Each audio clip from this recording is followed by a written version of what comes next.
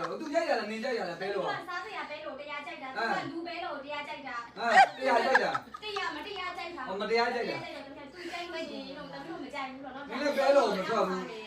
လူကျင်တာလားပဲလို့နင်ကဟုတ်လုံးကြီးဆိုတာတိမဖြစ်သူများကောင်လို့သွားပြီးတော့သူကောင်းလေသူခေါ်တယ်အေးလေ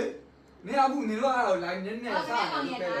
လူလာမဟုတ်ဘူးပဲလို့ပဲကြိုက်တာအေးလေသူများကောင်နေပဲလို့ခေါ်စရာလေမေကပဲလို့ဖြစ်နေလေတမီးတို့မဟုတ်ဘူးတမီးတကာကြီးပြောရလေငါပဲလို့သူကောင်လေးပြောချင်တော့ပြောချင်အဲ့ပဲတော့သူတို့ယူရင်သူတို့ကဒီမှာကနေအဲ့ပဲလို့မင်းတို့လူပြောတာပဲလို့ပြောတာမဟုတ်ပဲလို့ပြောတာ